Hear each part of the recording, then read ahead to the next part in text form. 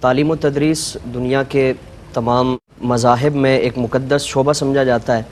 اور اس شعبے سے منسلک جتنے بھی افراد ہیں خصوصیت کے ساتھ استاد کا مقام و مرتبہ مسلم الثبوت ہے، اور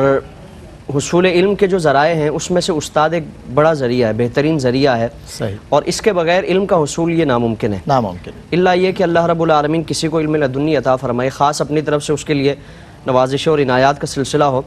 آپ صلی اللہ تعالیٰ علیہ وآلہ وسلم نے اس پیشے کی قدر و منزلت بڑھانے کے لیے خود اپنی طرف اس کو منسوب فرمایا کہ میں بھی معلم بنا کے بھیجا گیا ہوں، اور انبیاء اکرام علیہ السلام کی بعثت کا جو مقصد اور ان کے فرائض منصبی کو جو قرآن کریم میں بار بار بیان فرمایا گیا،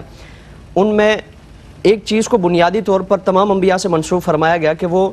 اپنی امت کو تعلیم اور تزکیہ دینے کے لیے وہ تشریف لاتے ہیں، یعنی ہر نبی اپنی امت میں بطور استاد آتا ہے، اور وہ ایک روحانی باپ کی حیثیت ہر امت کے لیے وہ اس نبی کی ہوتی ہے۔ تو استاد کا مقام و مرتبہ اور قدر و منزلت جو اتنی بڑھائی گئی ہے تو یقیناً اس کے کچھ تقاضے ہیں،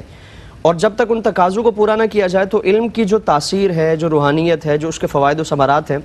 اس سے مستفید نہیں ہو سکتے۔ وقتی طور پر اگر کوئی علم حاصل بھی کر لے،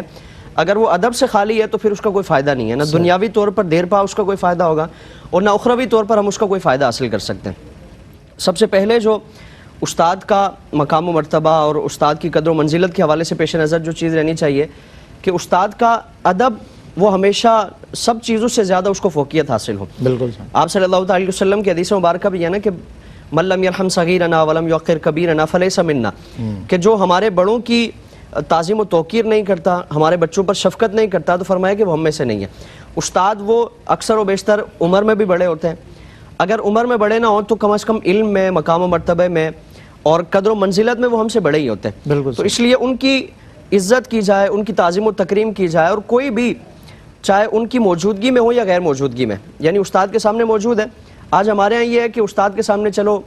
کسی طور پر ان کی تعظیم و توقیر کا معاملہ کر بھی لیا جائے تو استاد کے پیٹھ پیچھے ان کی برائیاں اور ان سے متعلق تمسخر اور یہ ساری چیزیں، اس طرح کے معاملات کیے جاتے ہیں۔ تو کوئی بھی شخص جو اپنے استاد کا بے ادب ہوتا ہے، یقیناً وہ اگر وقتی طور پر اس کو علم کچھ حاصل بھی ہو جائے تو اس کے فوائد حاصل نہیں کر سکتا۔ علم کا جو مقصد ہوتا ہے کہ اپنی دنیا اور اپنی آخرت میں اللہ رب العالمین کا قرب حاصل کرنا اور حقیقی نجات حاصل کرنا، تو یہ شخص اس سے محروم رہے گا۔ صحیح، استاد کا مقام و مرتبہ، استاد کی جو قدر و منزلت، اس کا تقاضا یہ ہے کہ تعظیم و توقیر انتہا درجے کی جائے۔ اس سلسلے میں ہم اگر دیکھیں تو جبریل امین جب حضور کی بارگاہ میں حاضر ہو رہے ہیں، ابھی جو کلام فرمایا گیا نا کہ آپ صلی اللہ علیہ وسلم کو اللہ رب العالمین نے خود براہ راست علم عطا فرمایا، اور کرسی آپ کی بارگاہ میں حصول علم کے لیے حاضر ہوتے ہیں۔ سب آپ کے جبریل امین جب حضور کی بارگاہ میں حاضر ہوئے نا، اور جب مختلف سوالات حضور کی بارگاہ میں پیش کیے کہ یا رسول اللہ احسان کیا ہے، ایمان کیا ہے، ان ساری چیزوں سے متعلق عرض کیا، تو جبریل امین کے بیٹھنے کی جو کیفیت تھی، دو زانو ہو کر حضور کی بارگاہ میں بیٹھے اور حضور کے مبارک گھٹنوں سے اپنے گھٹنے کو مس کیا، یعنی حضور کی بارگاہ میں انتہائی ادب کے ساتھ، تعظیم کے ساتھ بیٹھ کر پھر ایک احترام کے ساتھ حضور کی بارگاہ میں سوالات پیش کیے۔ تو اگر کبھی بھی استاد کی بارگاہ میں ہم حاضر ہوں، زان و تلمس طے کریں، تو کیفیت یہ ہونی چاہیے جو جبریل امین نے سکھائی، اور پھر اسی کے ساتھ ساتھ طالب علم کے انداز میں، مزاج میں غرور و تکبر نہ ہو، بلکہ انتہائی عاجزی انکساری ہو، بالکل انتہائی تواضع ہو، خشوع و خضوع ہو، اور جس طرح استاد کو والد کا درجہ دیا گیا تو والد کا جو بھی مقام و مرتبہ ہے، بلکہ اس حدیث مبارکہ کے آخر میں فرمایا نا کہ تینوں جو والد ہیں ان میں سے سب سے زیادہ فضیلت والا والد وہ تمہارا استاد ہے، کیونکہ والدین جو حقیقی والدین ہیں یہ تو دنیا میں آنے کا ایک سبب بنتے ہیں، آسمان سے زمین میں آنے کا ایک سبب بنتے ہیں، اور یہ جو تمہارے استاد ہیں یہ زمین سے واپس تمہیں آسمان تک، بلندیوں تک لے جانے کا ایک سبب و ذریعہ بنتے ہیں۔ تو اس لیے استاد کی بھی وہی اسی طرح قدر و منزلت و تعظیم و توقیر کی جائے جس طرح قرآن کریم میں والدین سے متعلق تاکید فرمائی گئی۔ اور اس سلسلے میں ہم اگر اپنے اسلاف کا معاملہ دیکھیں،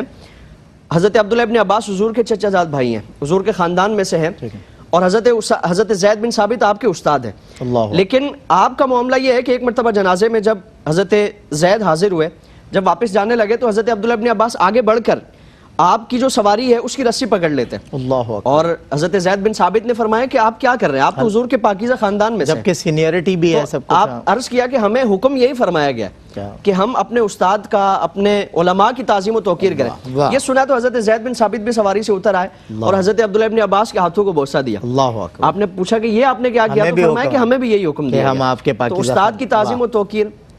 جب تک کما حقو نہ کی جائے، اس کے مقام و مرتبے کا احترام نہ کیا جائے، تو اللہ رب العالمین علم کا جو حقیقی مقصد ہے، جو اس کا فیضان ہے، وہ اس سے ہمیں محروم فرما دے. کیا بات ہے. اور استاد